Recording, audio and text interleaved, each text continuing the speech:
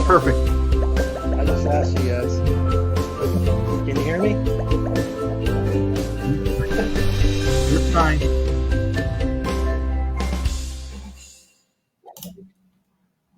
Oh, we lost them.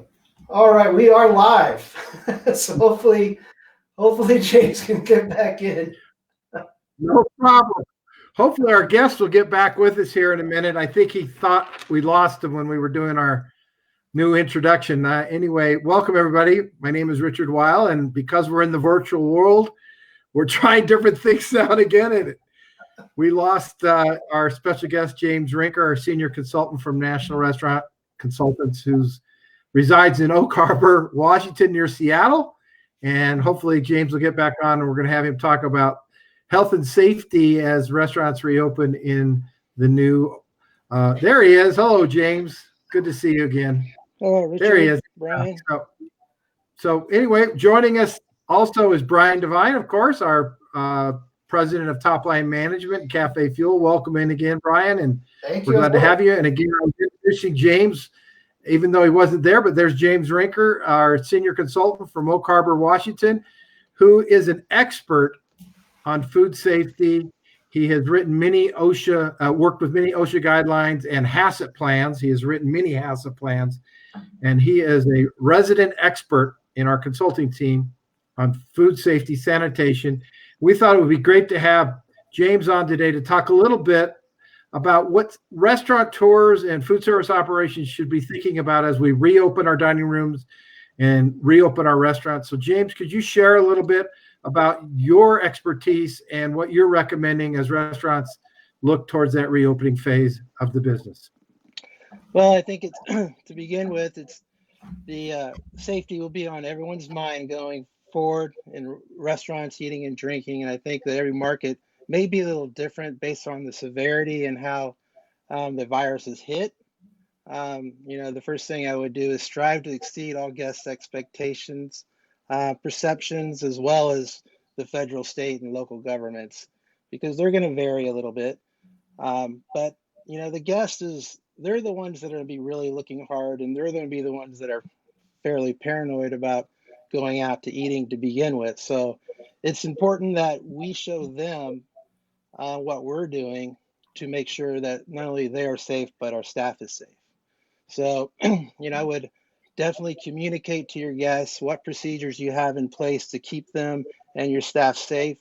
With the sign on the door, stated on your social media, educate your staff how to answer any questions that may arise on the phone or at the table, and make sure all these procedures have follow through and the guest sees it. And I think those are, the very minimal is because, the guests, they're going to want to see it, and you want to keep them safe. So I see temperatures even being taken at the door, and as staff and even guests, you could see some staff members being sent home with high temperatures and being on a log sheet in case an outbreak within happens, and even possibly sending guests away that have high temperatures of 104 or above. You should always use hourly, daily disinfecting schedules, procedures, and even maybe a weekly or monthly fogging included. This virus it is a silent killer, and we need to make sure that we stay on top of it. We need to start from the front door handle and work all the way through the entire restaurant, the kitchen, bathroom, benches, table bases, chairs, any item that may have a human touch. I would even, for the guest perception, put a card on the table saying, hey, this table's been disinfected and it's ready for use. Everything in the back of the house is going to be extremely important. That utensils, working areas should be disinfected on an hourly basis, and that might be a little difficult in a high volume operation that you might have to stop and do a disinfecting. But it's going to need to be done for a longevity of a safe, healthy kitchen and safe, healthy staff, as well as our guests. Everything is going to be at least daily disinfected, and your labor is going to be affected. It's going to need budgeted accordingly. personal hygiene will take a new meaning and need to be reviewed with the staff as well. I see staff members. Go ahead. I'm sorry, James. What about PPE, personal protective equipment? At a minimum, what do you suggest for your staff? Yeah, that's what I was getting into next. I see staff members using masks and gloves, throughout the restaurant, and they might.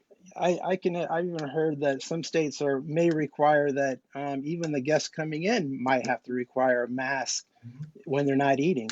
So it's like I said, I think based on severity, markets might be a little different, but I think that I don't even see condiments being on the table. I think that condiments should be apportioned and sent out with the meal, because the reality of them being wiping down after every meal, and it's going to be a difficult thing. And then we all like cash payments, without credit card fees. Contactless payment might be the only way that that might be considered. And then obviously eliminating self-serve areas like drinks, chips, salad bars should also be considered to be eliminated. And then, of course, hand sanitizing is such a huge thing, of course. And, I would see it at the front door, throughout the restaurant, maybe even on tables, if little table ones possibly. But, it's a silent killer, and we need to be prepared for it. And, I even see, the other thing to be considered is how many tables and chairs are going to be in your dining room. I've heard some people thinking about putting plexiglass and clear plastic between tables and booths to eliminate pulling too many out. But, that you need to be prepared to take out 25 to 50% of occupancy out based upon individual floor plans.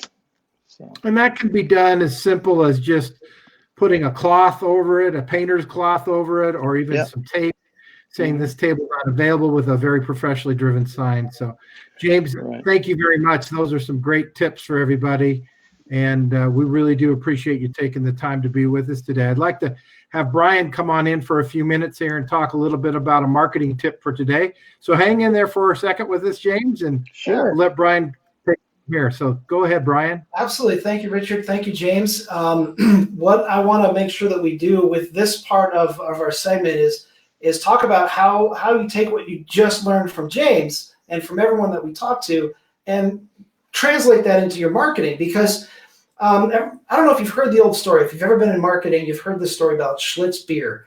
And there was a guy that came in and he said, how's your process? What are you guys doing when you make your beer? And they're telling him all this boring stuff. And then finally he goes, where do you get the water? Like, oh, it's a naturally spring water. And he's like, that's what we're going to tell everybody. And they go, but everybody uses it. He goes, that doesn't matter. The fact that you're the first one to tell them is what's going to matter. So if you are the first one out there every week talking about what you're doing to keep your patrons safe and healthy, even if it's what everyone's doing, you need to be the one communicating that. And I want you to be seen as the leader in your industry, the leader in your community, about how you are keeping people safe and fed and still having a good time in your restaurant. And that means video. Video is the easiest way to communicate that. You can look right into the camera and it feels like you're talking to that person who is listening. You put that video on your social media, you put it on your website, and yes, I know I've talked about it before, make it a pop-up so that people are forced to see it. Put it everywhere you can, and don't be afraid to post it over and over again, and have a series so that you know every day or every week at this date and time, you are going to talk about this topic so people can count on seeing you. It can be extremely powerful, and just like Schlitz, you can absolutely take over the market because you're the one people are going to count on to tell them what's going on in your restaurant. All right, any questions about that, or is that about covered? That's a great idea. I think that's wonderful, and can't thank you enough, James, for joining us today to talk about in our helpful moment what restaurants should be doing, and first and foremost, protecting their staff and then their patrons, and Brian getting that messaging out and using video. Goodness knows we've been using videos. This is our 31st video with the NRC Helpful Moment. So that's it for today. Again, thanks, James Rinker, our senior consultant from Oak Harbor, Washington, near Seattle, and Brian Devine. So long for now, everyone. Take care. Bye. For now. Take care.